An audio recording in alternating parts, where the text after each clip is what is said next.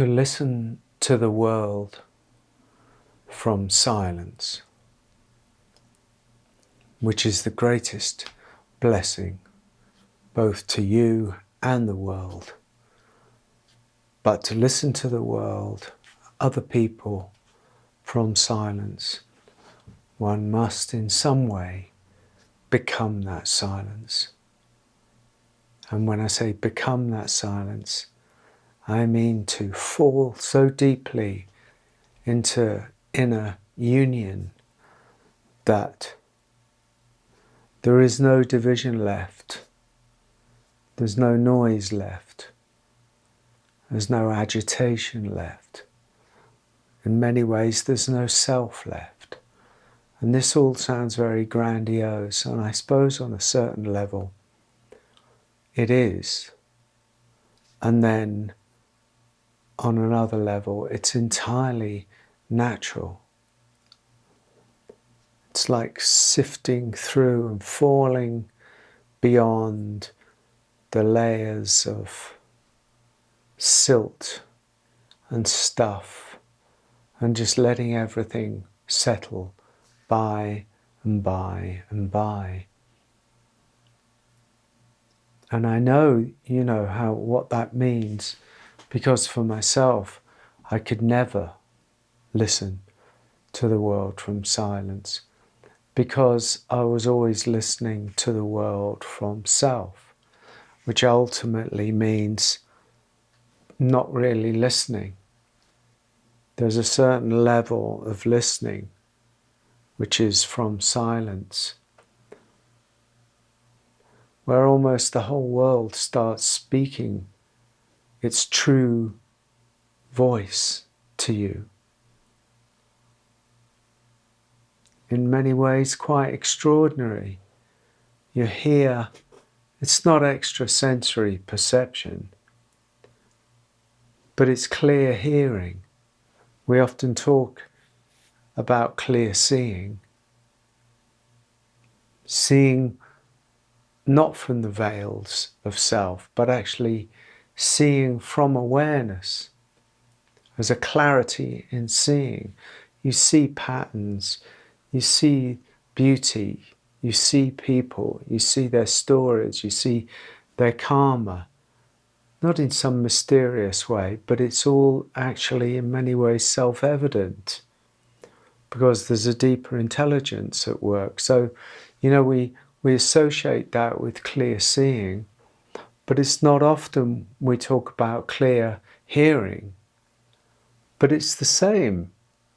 Clear hearing happens when there's no more self interpreting sound, interpreting the world through the veil of itself. Clear hearing. You know, when you look at the world and you look at the self and you look at people, really they're not really listening to each other. And then we can practice active listening or positive listening and, you know, all of these kind of qualities, and they're really, really good, but they're not rooted in meditation. They're not rooted necessarily in the silence of being. They're not rooted in the deepest of awareness. And to do that, you need to fall inside. To do that, one needs to go on the journey through the self into the deeper kind of cathedral, vast ocean within one's being. And there one begins to touch this silence, this pure ocean of silence that sounds fantastical, but is actually very natural. And then hearing happens, seeing happens, all of the senses start to almost come back to life in a very organic, very natural way. The sense of touch, the sense of space, the sense of hearing, the sense of seeing, the intuitive sense, not often talked about in many ways, except in some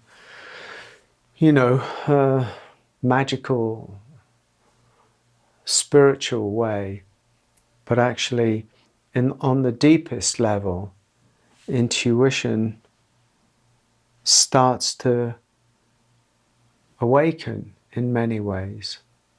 It was there always, but veiled by the self in its mind fixation, in its jumping to conclusions, jumping to opinions, usually with people, most people who are rooted in the conditioned self. There is no true listening. There's only the waiting for the opportunity to give an opinion. It's not a meeting of two silences. It's a meeting of two noises. It's a meeting of two opinions. That's that strata of the world, of the self. That's just the way that it is.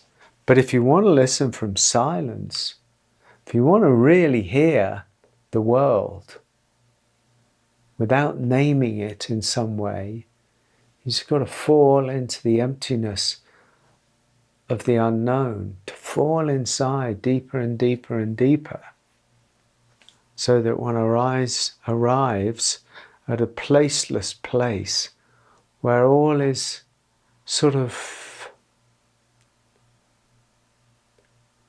one giant mysterious symphony. And you hear that symphony. And in relationship, in relating, in work, in interactions, what happens is that each sound, if you like, that's coming toward you is part of this symphony. So it's not really listening to other people or to the world in the same way at all. It's completely changed, completely different. And yet, there are similarities, of course. But it's like clear seeing. So it is, clear hearing. To fall into awareness takes time. Fall into awareness and to hear the world from that awareness. It's so beautiful.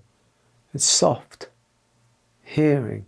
And then you can really meet it. Then you can really meet the other. Then you can really meet the world. And there's a deeper intimacy because you become rooted in this silence of being. You become rooted in this intimate way of being in the world. There's no prying, there's no trying, there's no getting, there's no giving. It's actually quite neutral. And in that neutrality, there's an open listening. And in that open listening, which is deeply heart-centered, but not rooted in loviness, it's deeply rooted in presence. This in itself, ipso facto, gives permission for others to be who they are and to actually go within themselves to a deeper level. So that it is the invitation implicit in falling into a deeper silence. Very mysterious in some ways, but very healing, both for self and really for other. Clear hearing.